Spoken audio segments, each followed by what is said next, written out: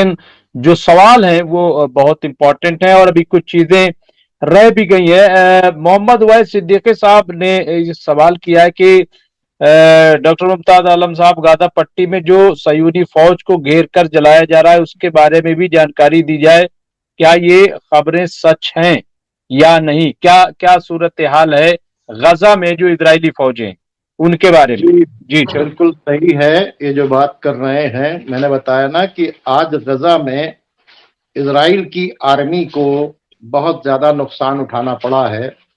ایک جگہ نہیں، تقریباً 5 جگہ ان کو ٹریپ کر کے مارا گیا ہے، اور جب بھی یہ گھسنے کی کوشش کرتے ہیں وہاں کے اوپر ایک بڑی کیجویلٹیز ہوئی ہیں اسرائیلی آرمی کی، اور یہ بہت سے زخمی ہوئے ہیں، بہت سے کمانڈرز مارے گئے ہیں ان کے اسرائیل کے۔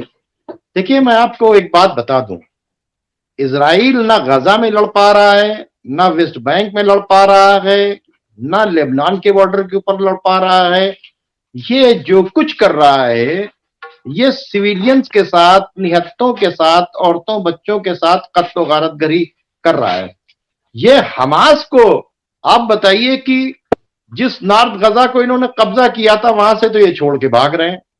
وہاں ان کی ملٹری اور ان کی کوئی بریگیڈ، چاہے گولانی بریگیڈ ہو، چاہے کفائر بریگیڈ ہو، جتنی ان کی ایڈوانس جو بریگیڈز ہیں وہ وہاں کے اوپر کوئی کامیاب نہیں ہو پا رہی ہیں۔ نہ ویسٹ بینک میں کامیاب ہو پا رہی ہیں، نہ خان یونس کے اندر کامیاب ہو پا رہی ہیں، نہ آپ کو غزہ کے اندر کامیاب ہو پا رہی ہیں، نہ نارتھ غزہ کے اندر، نہ سینٹرل غزہ کے اندر۔ جہاں ان کے کیمپس لگتے ہیں وہاں کے اوپر وہ اٹیک کر دیتے ہیں۔ جیسے ہی وہ آگے بڑھتے ہیں ان کے کیا نام ہے ملٹری کی جو گاڑیاں ہیں اور ٹینک جو ہیں ان کو وہ تباہ کر دیتے ہیں۔ وہ بھی ٹریپ لگاتے ہیں، جیسے ہی وہ اندر کی طرف آتے ہیں ان کو چاروں طرف سے اٹیک کر کے ان کو مار دیتے ہیں یا بلڈنگ کو گرا دیتے ہیں۔ تو یہ سارا کام جو ہے، نہ حماس کمزور ہے، نہ حزب اللہ کمزور ہے، نہ ہوتی کمزور ہے، نہ اسلامک ریزسٹنس کمزور ہے۔ یہ رفح کے جو بے گناہ لوگ ہیں یہ سویلینز کو مار رہے ہیں۔ ایکچولی ساری کیجوالٹی ان کی سویلینز کی ہے، ورنہ اگر حماس کے لوگوں کو مار رہے ہوتے تو ان کو دکھاتے سامنے لے کے آتے ہی ہے۔ تو یہ بالکل صحیح کہہ رہے ہیں کہ آج ان کی کافی کیجوالٹیز ہوئی ہیں، اسرائیل کو کافی نقصان اٹھانا پڑا ہے۔ جی شوکت بھارتی صاحب، یہ بھی خبر ہے کہ حزب اللہ نے 30 میزائلوں کے ساتھ اٹیک کیا ہے اسرائیل پر، اور بہت بھاری نقصان اسرائیل میں ہوا ہے، لیکن یہ سب خبریں نہیں آتی ہیں شوکت بھارتی صاحب کہ سچائی کیا ہے؟ دیکھیں میرے پاس یہ المنار ہے، میں یہ دکھا رہا ہوں۔ ابھی بھی حزب اللہ نے کرنٹ اٹیک کیا ہے۔ جی جی، حزب اللہ کے اٹیکس کنٹینیو چل رہے ہیں۔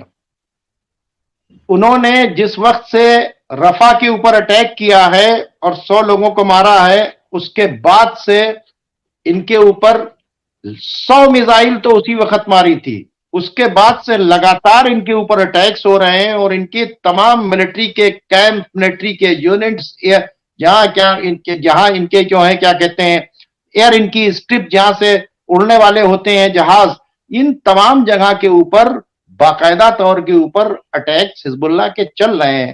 اور صرف اٹیکس ہی نہیں چل رہے ہیں، انہیں قربانی دینی پڑی ہے۔ جو جیروشلم تک گھس رہے ہوں، ان کی ردوان بریگیڈ جو ہے وہ اس کے بارے میں یہ ہے کہ وہ سیٹلرز کے علاقے تک گھس چکی ہے، تو وہاں ایک لڑائی چل رہی ہے، اور باقاعدہ طور کے اوپر ان کے بھی حملے ہو رہے ہیں، وہاں سے کیا نام ہے اسرائیل کے بھی حملے ہو رہے ہیں، لیکن وہاں کوئی 1 انچ ابھی تک حزب اللہ کو پیچھے نہیں ہٹا سکا، بلکہ حزب اللہ بڑھتا ہی چلا جا رہا ہے جیروشلم کی طرف جا کر۔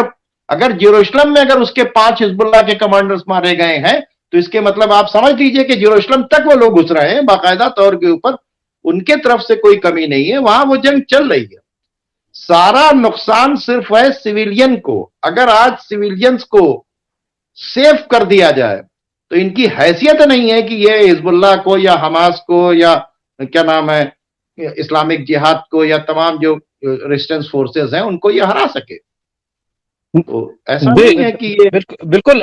لیکن شوکت بھارتی صاحب، جس طریقے سے ایک بات چیت کا سلسلہ تھا، ایک امید یہ جگی تھی کہ اب شاید بات چیت سے کوئی حل نکلے گا، لیکن کہیں سے کہیں تک بات چیت دکھائی نہیں دے رہی۔ اور جو لوگ UAE ہو یا مصر ہو جو یہ کہہ رہے تھے कि अगर इस पे रफा शहर पर हमला हुआ तो हम इसका जवाब देंगे या ये बहुत वो होगा? हुआ क्या? कोई 2 दिन हो गए लगातार हमले हो रहे हैं, तो क्या क्या पिक्चर इस वक्त है? क्या कोई बोलेगा, नहीं बोलेगा, या ऐसे ही हमला जारी रहेगा? कैसे इसको रोका जाएगा? शौकत भाई। देखिए, जबानी बयानबाजी जारी है और वही हमको सामने मिल रहा है।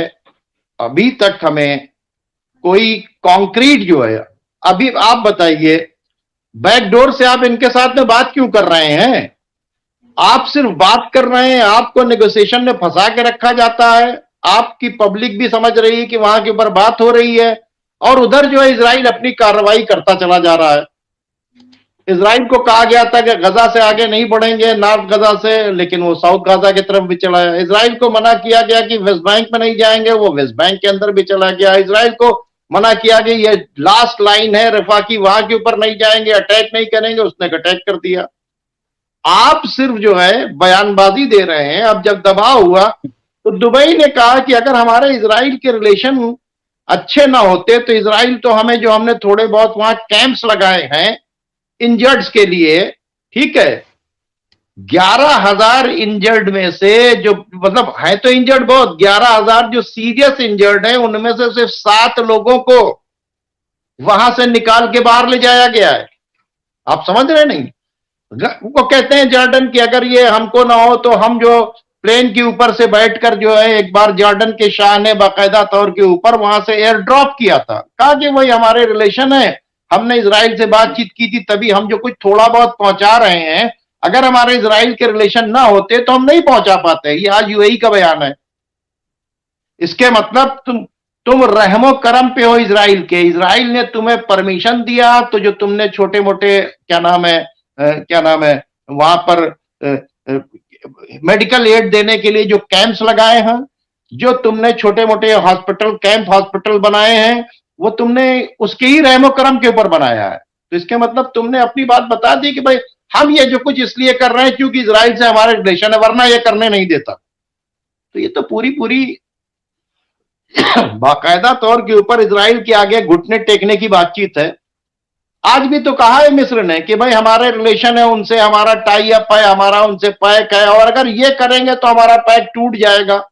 अरे अब पैक रखने की जरूरत क्या है? हाँ, 20 लाख लोग बेघर हो चुके हैं। हाँ, 1 लाख लोग तकरीबन जो हैं अगर देखा जाए तो मारे जा चुके हैं। ये 28-30 हजार नहीं, अगर देखिए जो डिस्प्लेस्ड हुए हैं, जो सब कुछ हुए हैं, जो मलबे के अंदर दबे हैं, इन लोगों को देखिए। अभी तो कोई कितने लोग जो है 70 से 80 हजार लोग जो वो जख्मी पड़े हुए हैं। आप क्या बातचीत करोगे यार? इसके मतलब कि फिलिस्तीन को गाजा में मारा जाए कोई दिक्कत नहीं, लेकिन रफा में नहीं मारा जाए, ये तो कोई बात ही नहीं समझ में आ रही भाई। कैजुअलिटीज बढ़ती चली जा रही है, इजराइल रुक नहीं रहा है, और आप फिर अमेरिका के पीछे। जॉर्डन वाले फिर उड़ के पहुंचे वहां के ऊपर बाइडेन के पास मिलने के लिए। बाइडेन एक तरफ कहते हैं कि वो गालियां बक रहे हैं, दूसरी तरफ जो है फिर इनको सपोर्ट भी कर रहे हैं। आज तो कह दिया यूरोपीय यूनियन के सेक्रेटरी ने बाकायदा तौर के ऊपर की ये सब क्या फालतू की ड्रामेबाजी है कि सब जाते हैं, जिसको देखो बेंजामिन नेतन्याहू के आगे वहां के ऊपर हाथ जोड़ता नजर आता है और खुद कोई स्टेप नहीं ले रहा। उसने कहा कि 2006 में जब जंग नहीं बंद कर रहा था तो यही अमेरिका है, उसने इनका असलाह बंद कर दिया था और फौरन इन्होंने जंग बंद कर दी थी। तो अगर असलाह बंद कर दिया जाता है तो जंग बंद कर दी जाती। जिन बातों को हम लोग बहुत दिनों से कह रहे हैं, आज इस बात को जो है क्या नाम बाकायदा तौर के ऊपर यूरोपीय यूनियन के जो वो सेक्रेटरी हैं, उन्होंने क्या नाम है फॉरेन सेक्रेटरी, उन्होंने भी इस बात को कह दिया।